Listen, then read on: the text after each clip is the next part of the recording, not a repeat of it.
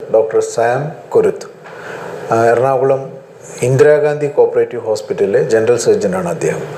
ജനിച്ചിപ്പോൾ ഉദാഹരണത്തിന് ജനിച്ചു വീഴുന്ന കുഞ്ഞിൻ്റെ അമ്മയുടെ ഉദരത്തിൽ വെച്ച് തന്നെ ഇപ്പോൾ ആൺകുഞ്ഞുങ്ങളാണെങ്കിൽ കുഞ്ഞുങ്ങളുടെ വൃക്ഷണം കുഞ്ഞിൻ്റെ വയറിനുള്ളിലാണ്. അതൊരു 7 തൊട്ട് 9 മാസം ആകുമ്പോഴേ അത് താഴോട്ട് ഇറങ്ങി വരത്തുള്ളൂ.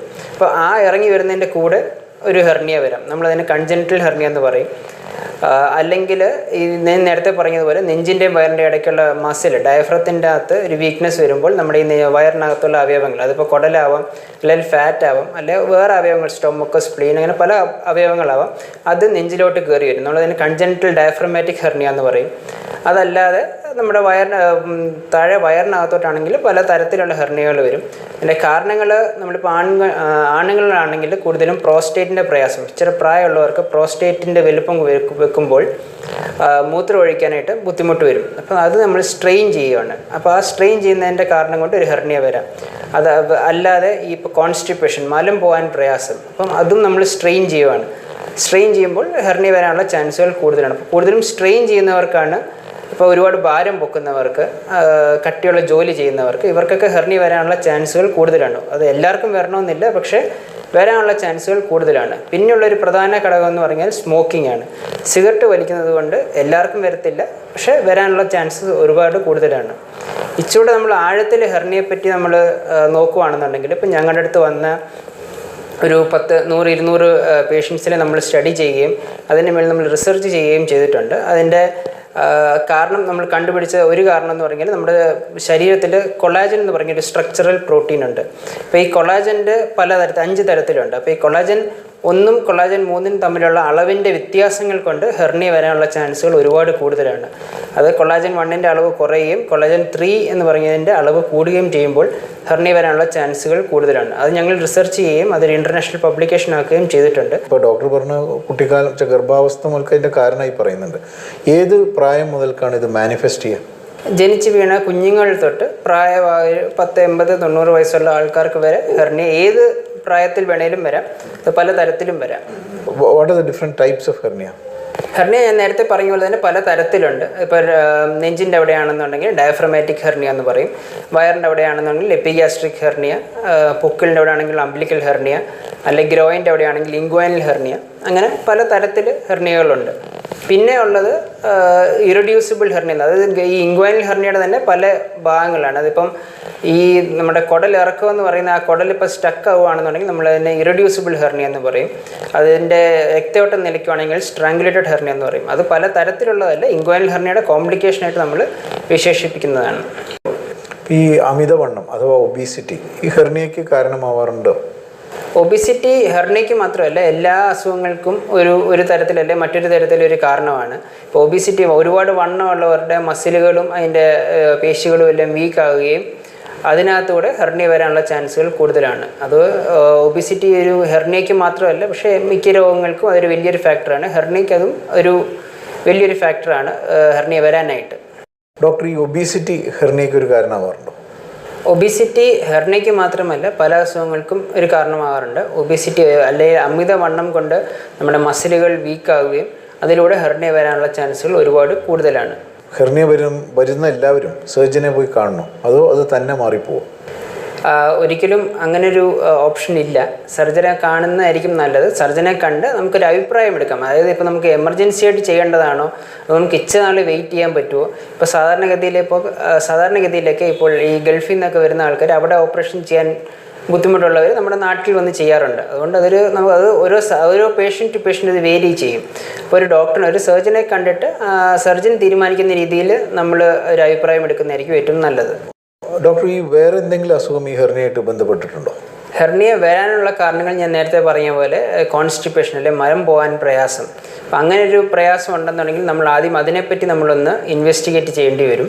ഉദാഹരണത്തിന് ഇപ്പോൾ കൊളോണോസ്കോപ്പി ചെയ്യാം. കൊളോണോസ്കോപ്പി ചെയ്തിട്ട് നമുക്ക് വേറെ എന്തെങ്കിലും പ്രയാസമുണ്ടോ, ഇപ്പോൾ ചില സമയത്ത് നമുക്ക് ഈ കോൺസ്റ്റിപ്പേഷൻ കൊണ്ട് ക്യാൻസർ വരെ ആവാം. അപ്പം അതൊക്കെ ചെക്ക് ചെയ്ത് കഴിഞ്ഞിട്ട് വേണം നമ്മൾ ഹെർണിയ സർജറി ചെയ്യാൻ. അല്ലെങ്കിൽ അത് വീണ്ടും വരാനുള്ള ചാൻസുകൾ ഒരുപാട് കൂടുതലാണ്. അതുപോലെ തന്നെ പ്രോസ്റ്റേറ്റിന് ഞാൻ നേരത്തെ പറഞ്ഞ പോലെ മൂത്രം ഒഴിക്കാൻ പ്രയാസം. ഇപ്പോൾ ഒരുപാട് പ്രായമുള്ള ആൾക്കാർക്ക് പ്രോസ്റ്റേറ്റ് വലുതാവുകയും അതിനകത്ത് നമുക്ക് മൂത്രം ഒഴിക്കാൻ പ്രയാസം വരികയും ചെയ്യും. അപ്പം പിന്നെയും പേഷ്യൻ്റ് സ്ട്രെയിൻ ചെയ്യേണ്ടി വരും. അപ്പോൾ അങ്ങനെ ബുദ്ധിമുട്ടുണ്ടെങ്കിൽ നമ്മൾ ആദ്യം പ്രോസ്റ്റേറ്റിൻ്റെ പ്രയാസം മാറ്റിയിട്ട് നമ്മൾ ഹെർണിയ സർജറി ചെയ്യുന്നതായിരിക്കും നല്ലത്. അതുപോലെ തന്നെ ഇപ്പോൾ ആസ്മ അല്ലെങ്കിൽ ഒരുപാട് ചുമയുള്ളവർക്കൊക്കെ നമ്മൾ അതിനു വേണ്ടിയുള്ള ഒരു ക്യൂർ ചെയ്ത് കഴിഞ്ഞിട്ട് ഹെർണിയ ചെയ്യുന്നതായിരിക്കും നല്ലത്. അല്ലെങ്കിൽ പിന്നെയും വരാനുള്ള ചാൻസുകൾ ഒരുപാട് കൂടുതലാണ്. പിന്നെ ഈ ഹെർണിയ ഡോക്ടർ പല തരത്തിലുണ്ടെന്ന് പറഞ്ഞു, അതിൻ്റെ പല വകഭേദങ്ങളുണ്ടെന്ന് പറഞ്ഞു. ഇത് എല്ലാ വകഭേദവും ചികിത്സിക്കേണ്ടതാണോ? ഹെർണിയ പണ്ട് കാലത്ത് നമ്മൾ എല്ലാ ഹെർണികളും നമ്മൾ ഓപ്പറേഷൻ ചെയ്യണം എന്ന് പറയുമായിരുന്നു. പക്ഷെ ഇപ്പോൾ നമ്മൾ വേണമെങ്കിൽ ചില ഈ പേഷ്യൻ്റ് അത് മാറാം. ഇപ്പം ഒരുപാട് പ്രായമുള്ള ഒരു അപ്പച്ചനല്ലേ ഒരുപാട് പ്രായമുള്ള ഒരു അമ്മച്ചയ്ക്ക് വളരെ ചെറിയൊരു ഹെർണിയ വരുവാണെന്നുണ്ടെങ്കിൽ നമ്മളത് തൽക്കാലത്തേക്ക് നമ്മൾ വെയിറ്റ് ചെയ്താൽ മതി.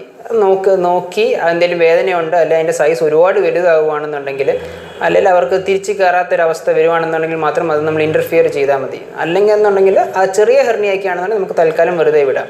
അതുപോലെ തന്നെ വളരെ ചെറിയ ഹെർണികളുണ്ടാവും, അത് നമുക്ക് വേണമെങ്കിൽ ഇച്ചിരി നാൾ വെയിറ്റ് ചെയ്ത് നോക്കിയിട്ട് ചെയ്താലും മതി. ഉടനെ എമർജൻസി ആയിട്ട് എല്ലാ ഹെർണികളും ചികിത്സിക്കേണ്ട ആവശ്യമില്ല. ഇതിൽ ഹെർണിയയുടെ മാനേജ്മെൻറ്റ് എങ്ങനെയാ? ഹെർണിയ ഉണ്ട്, അപ്പോൾ എല്ലാത്ത സർജറിയിലേക്കൊന്നും പോകണ്ടെന്നുണ്ടെങ്കിൽ അത് മാനേജ്മെൻറ്റ് എങ്ങനെയാണ് അതിൻ്റെ സാധ്യമാവുന്നത്? സർജറിയുടെ ഇപ്പം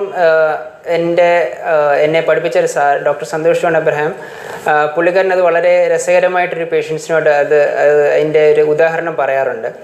അതായത് ഇപ്പോൾ 10 മാസം ഗർഭം ധരിച്ചൊരു സ്ത്രീ പ്രസവിക്കാതെ നമുക്ക് ഗുളിക കഴിച്ചാൽ മാറുമെന്ന് ചോദിക്കും. അപ്പോൾ അതിനെ നമുക്ക് പ്രസവിക്കുകയല്ലേ നിവൃത്തിയുള്ളൂ. അതുപോലെ തന്നെയാണ് ഹെർണിയയുടെ കാര്യവും. നമ്മൾ അത് ഓപ്പറേഷൻ ചെയ്യുക അല്ലാതെ വേറെ ഹെർണിയയ്ക്ക് മെഡിക്കൽ മാനേജ്മെൻറ്റ് അല്ലെങ്കിൽ ഗുളിക കൊടുത്ത് മാറുന്ന ഒരു അസുഖമല്ല ഹെർണിയ. അതിന് ഓപ്പറേഷൻ ചെയ്തേ നിവൃത്തിയുള്ളൂ.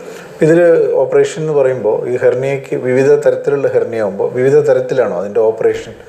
ഓപ്പറേഷൻ പല തരത്തിലുണ്ട്. നമ്മളിപ്പോൾ ആദ്യം പണ്ട് കാലത്ത് നമ്മൾ കട്ടിയുള്ള നൂല് വെച്ച് നമ്മൾ തയ്ക്കുകയും അതിൻ്റെ ആ ഡിഫക്റ്റ് നമ്മൾ റെക്ടിഫൈ ചെയ്യുകയും ചെയ്യുമായിരുന്നു. ഇപ്പോഴൊക്കെ അത് നമ്മൾ മെഷ് അല്ലെങ്കിൽ ഒരു വല വെച്ചാണ് നമ്മൾ ആ ഡിഫക്റ്റ് വെച്ച് നമ്മൾ അതിൻ്റെ കൂടെ ചേർത്ത് അടയ്ക്കുന്നത്. അതല്ലാതെ ഇപ്പോൾ താക്കോൽ ദ്വാര ശസ്ത്രക്രിയയുണ്ട്, ലാപ്രോസ്കോപ്പിയിൽ നമ്മൾ ഹെർണിയ ചെയ്യാറുണ്ട്, തൊട്ട് റോബോട്ടിക് സർജറി വരെ ഇപ്പോൾ വന്നിട്ടുണ്ട്. പക്ഷേ നമ്മളത് ഓരോ പേഷ്യൻ്റ് അനുസരിച്ച് മാറിക്കൊണ്ടിരിക്കും. പക്ഷേ ഇപ്പോഴും നമ്മൾ ഏറ്റവും നല്ലതായിട്ട് പറയുന്നത് ഓപ്പൺ ഹെർണിയ റിപ്പയർ തന്നെയാണ്. ഡോക്ടർ ഇപ്പോൾ നേരത്തെ ലാപ്രോസ്കോപ്പി ഉണ്ട്, ഓപ്പൺ സർജറി ഉണ്ടെന്ന് പറഞ്ഞു. ഈ ലാപ്രോസ്കോപ്പിയെക്കാട്ടിലും നല്ലതാണോ ശരിക്കും ഓപ്പൺ സർജറി? ലാപ്രോസ്കോപ്പിയെക്കാട്ടിലും നല്ലതല്ല. നമുക്ക് ഇപ്പം ഓപ്പൺ സർജറിക്ക് അതിൻ്റേതായ ഒരു ഇമ്പോർട്ടൻസ് ഉണ്ട്. ഇപ്പോൾ ലാപ്രോസ്കോപ്പിക് സർജറി എന്ന് പറഞ്ഞാൽ കൂടുതലും നമുക്ക് 2 സൈഡ്, ഇപ്പം നാഭിയുടെ 2 സൈഡിലും ഹെർണിയ ഉണ്ടെന്നുണ്ടെങ്കിൽ നമുക്ക് ലാപ്രോസ്കോപ്പിക് സർജറി ചെയ്യുന്നതുകൊണ്ട് അതിന് പ്രയോജനമുണ്ട്. കാരണം ലാപ്രോസ്കോപ്പിക് സർജറി ആണെന്നുണ്ടെങ്കിൽ ഈ 1 സെൻറ്റിമീറ്ററുള്ള മുറിവേ ഉണ്ടാവുള്ളൂ. 2 സൈഡിൽ നമുക്കത് വെച്ച് ചെയ്യാം. ഓപ്പൺ സർജറി ആണെന്നുണ്ടെങ്കിൽ ചിലപ്പോൾ 3-4 സെൻറ്റിമീറ്റർ നീളമുള്ള മുറിവുകളായിരിക്കും അപ്പുറത്തും ഇപ്പുറത്തും ഉള്ളത്. പിന്നെ ലാപ്രോസ്കോപ്പിയുടെ പ്രയാസങ്ങൾ എന്ന് പറഞ്ഞു കഴിഞ്ഞാൽ ഇപ്പം ഒരുപാട് പ്രായമുള്ള ഒരാൾക്ക് നമുക്ക് അനസ്തീഷ്യ കൊടുക്കാനുള്ള ബുദ്ധിമുട്ട്. ഇപ്പോൾ നമുക്ക് ലാപ്രോസ്കോപ്പി ആണെന്നുണ്ടെങ്കിൽ നമ്മൾ ജനറൽ അനസ്തീഷ്യ കൊടുക്കണം. അതായത് നമ്മൾ മൊത്തം മയക്കിയിട്ടായിരിക്കും ചെയ്യുന്നത്. നമുക്ക് അതല്ലാതെ നമുക്ക് ലാപ്രോസ്കോപ്പിക് സർജറി ചെയ്യാൻ പറ്റത്തില്ല. അപ്പം അങ്ങനത്തെ ഒരാൾക്ക്, പ്രായമുള്ളവർക്കൊക്കെ ലാപ്രോസ്കോപ്പിക് സർജറി ചെയ്യുന്നത് കൊണ്ട് വലിയൊരു അഡ്വാൻറ്റേജ് ഇല്ല. മാത്രമല്ല 1 സൈഡിൽ ഹെർണിയ ഉള്ളവർക്കും ലാപ്രോസ്കോപ്പി കൊണ്ട് വലിയൊരു അഡ്വാൻറ്റേജ് ഇല്ല. അവിടെ എല്ലാം ഓപ്പൺ സർജറീസാണ് ഇച്ചിരൂടെ നല്ലത്. കാരണം ഓപ്പൺ സർജറീസിൽ നമ്മൾ ആ ഹെർണിയയുടെ ഭാഗം മാത്രം മരവിപ്പിക്കുക, അല്ലെങ്കിൽ നമ്മുടെ ഇടുപ്പിൻ്റെ താഴോട്ട് മാത്രം മരവിപ്പിച്ച് വേണമെങ്കിൽ അത് ചെയ്യുകയും ചെയ്യാം. പിന്നെ ഡോക്ടർ നേരത്തെ ഈ പറഞ്ഞതിൻ്റെ കൂട്ടത്തിലൊരു മെഷിൻ്റെ കാര്യം പറഞ്ഞു. ഈ mesh repair, what is mesh repair? Mesh എന്ന് പറഞ്ഞു കഴിഞ്ഞാൽ നമ്മുടെ ഇപ്പം സാധാരണ പറയുകയാണെങ്കിൽ ഒരു വല പോലത്തെ ഒരു മെറ്റീരിയലാണ്. അത് പല തരത്തിൽ നമുക്കുണ്ടാകാം. ഒന്നെങ്കിൽ പ്രോലിൻ, സാധാരണഗതിയിൽ അത് പോളിപ്രൊപ്പലീൻ അല്ലെങ്കിൽ പ്രോലിൻ മെഷ് കൊണ്ടാണ് നമ്മൾ ഉണ്ടാക്കുന്നത്. അതല്ലാതെ 2 സൈഡിൽ, ഇപ്പോൾ 1 സൈഡിൽ വൈക്രിൽ എന്ന് പറഞ്ഞൊരു മെറ്റീരിയലും താഴത്തെ സൈഡിൽ പ്രോലിൻ എന്ന് പറഞ്ഞ മെറ്റീരിയലും കൊണ്ട് നമുക്ക് മെഷ് ഉണ്ടാക്കാം. ഞാൻ പല തരത്തിലുള്ള മെഷുകളുണ്ട്. ഇപ്പോൾ ലാപ്രോസ്കോപ്പിക് സർജറികളിലൊക്കെ ആണെന്നുണ്ടെങ്കിൽ നമുക്ക് ഒരുപാട് വിലയുള്ള മെഷുകൾ ഉപയോഗിക്കേണ്ടി വരും. ഓപ്പൺ സർജറി വെച്ച് നോക്കുകയാണെന്നുണ്ടെങ്കിൽ, ഇപ്പോൾ ലാപ്രോസ്കോപ്പിക് സർജറിയിലാണെന്നുണ്ടെങ്കിൽ താഴത്തെ ഭാഗം, അതായത് നമ്മുടെ കുടലും കാര്യങ്ങളൊന്നും ഒട്ടിപ്പിടിക്കാത്ത രീതിയിലുള്ള മെഷുകൾ വേണം വെക്കാൻ.